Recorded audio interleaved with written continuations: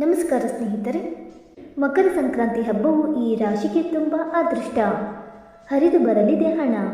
ಹೌದು, ವೈದಿಕ ಜ್ಯೋತಿಷ್ಯದ ಪ್ರಕಾರ ಈ ವರ್ಷ ಸೂರ್ಯನು ಜನವರಿ 14ರಂದು ಬೆಳಗ್ಗೆ 8:44ಕ್ಕೆ ಮಕರ ರಾಶಿಯನ್ನು ಪ್ರವೇಶ ಮಾಡುತ್ತಾನೆ.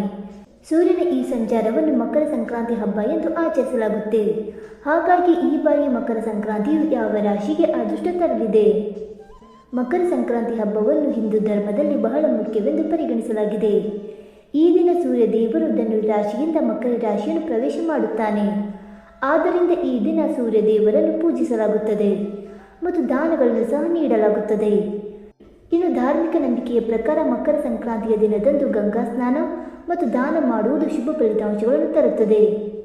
ವೈದಿಕ ಪಂಚಾಂಗದ ಪ್ರಕಾರ ಈ ವರ್ಷ ಸೂರ್ಯನು ಜನವರಿ 14ರಂದು ಬೆಳಗ್ಗೆ 8:44ಕ್ಕೆ ಮಕರ ರಾಶಿಯನ್ನು ಪ್ರವೇಶ ಮಾಡುತ್ತಾನೆ.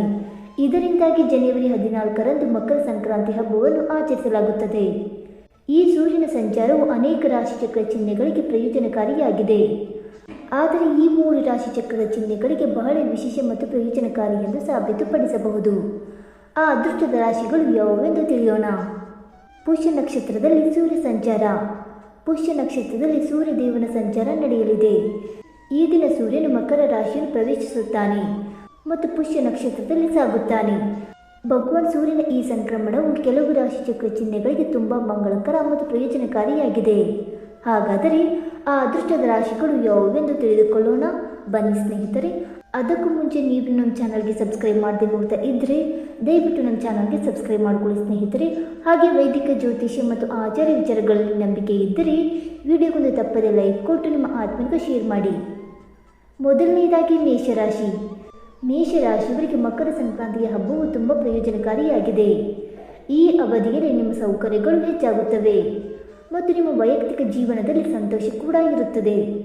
ಈ ಸಮಯದಲ್ಲಿ ನೀವು ಮನೆ ಅಥವಾ ಕಾರು ಖರೀದಿಸಲು ಯೋಜಿಸಬಹುದು ಮತ್ತು ವೃತ್ತಿ ಜೀವನದಲ್ಲಿ ಹೊಸ ಅವಕಾಶಗಳು ಬರಲಿವೆ.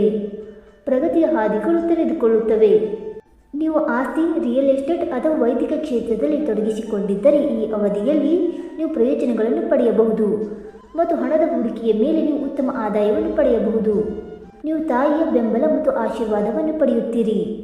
ಮೇಷರಾಶಿಯವರಿಗೆ ಸರ್ಕಾರಿ ಉದ್ಯೋಗಗಳಿಗೆ ತಯಾರಿಯಾಗಲು ಇದು ಉತ್ತಮ ಸಮಯವಾಗಿದೆ.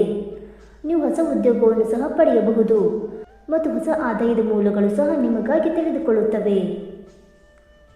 ಎರಡನೆಯದಾಗಿ ಸಿಂಹರಾಶಿ. ಸಿಂಹರಾಶಿಯವರಿಗೆ ಮಕರ ಸಂಕ್ರಾಂತಿಯ ದಿನ ಬಹಳ ವಿಶೇಷವಾಗಿರುತ್ತದೆ. ಈ ದಿನ ನೀವು ನಿಮ್ಮ ಶತ್ರುಗಳನ್ನು ಸೋಲಿಸಬಹುದು ಮತ್ತು ಬಾಕಿ ಉಳಿದಿರುವ ಕೆಲಸವನ್ನು ಪೂರ್ಣಗೊಳಿಸಬಹುದು. ಈ ಅವಧಿಯಲ್ಲಿ ಹಠಾತ್ ಹಣದ ಲಾಭವಾಗಬಹುದು ಮತ್ತು ಆಸ್ತಿಯನ್ನು ಖರೀದಿಸಲು ಅಥವಾ ಎಲ್ಲೋ ಹೂಡಿಕೆ ಮಾಡಲು ಇದು ಮಂಗಳಕರ ಸಮಯವಾಗಿದೆ ಮತ್ತು ಹಳೆಯ ಹಣಕಾಸಿನ ಸಮಸ್ಯೆಗಳು ಬಗೆಹರಿಯಬಹುದು. ಈ ಸಮಯದಲ್ಲಿ ನೀವು ಉತ್ತಮ ಉಳಿತಾಯವನ್ನು ಮಾಡಲು ಕೂಡ ಸಾಧ್ಯವಾಗುತ್ತದೆ ಮತ್ತು ಉದ್ಯೋಗಸ್ಥರಿಗೆ ಬಡ್ತಿ ದೊರೆಯಬಹುದು ಮತ್ತು ನಿಮ್ಮ ಸಂಗಾತಿಯಿಂದ ನೀವು ಸಂಪೂರ್ಣ ಬೆಂಬಲವನ್ನು ಪಡೆಯುತ್ತೀರಿ. ಇನ್ನು ಮೂರನೆಯದಾಗಿ ಮಕರ ರಾಶಿ. ಮಕರ ಸಂಕ್ರಾಂತಿಯ ದಿನವು ಮಕರ ರಾಶಿಗೆ ಸೇರಿದ ಜನರಿಗೆ ಬಹಳ ಮಹತ್ವದ್ದಾಗಿದೆ. ಈ ದಿನ ಮಕರ ರಾಶಿಯವರ ಜೀವನದಲ್ಲಿ ಅನೇಕ ಬದಲಾವಣೆಗಳು ಸಂಭವಿಸಬಹುದು ಮತ್ತು ಕಾನೂನು ವಿಷಯಗಳಲ್ಲಿ ನೀವು ಯಶಸ್ಸನ್ನು ಪಡೆಯಬಹುದು ಮತ್ತು ಹಣಕಾಸಿನ ಸಮಸ್ಯೆಗಳು ಕೊನೆಗೊಳ್ಳುತ್ತವೆ.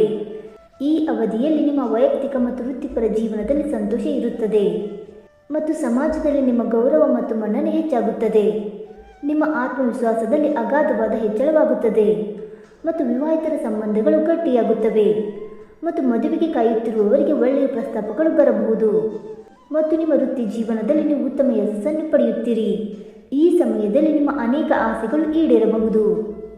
ಸ್ನೇಹಿತರೆ, ಈ ಮಾಹಿತಿ ನಿಮಗೆ ಇಷ್ಟವಾಯಿತಾ? ಇಷ್ಟವಾಗಿದ್ದರೆ ವಿಡಿಯೋಗೊಂದು ಲೈಕ್ ಮಾಡಿ, ಶೇರ್ ಮಾಡಿ. ಹಾಗೆ ನಿಮ್ಮ ಅನಿಸಿಕೆ ಮತ್ತು ಅಭಿಪ್ರಾಯಗಳನ್ನು ತಪ್ಪದೆ ಕಮೆಂಟ್ ಮೂಲಕ ತಿಳಿಸಿ ಸ್ನೇಹಿತರೆ. ವಿಡಿಯೋ ನೋಡಿದ್ದಕ್ಕಾಗಿ ಧನ್ಯವಾದಗಳು. Thank you so much.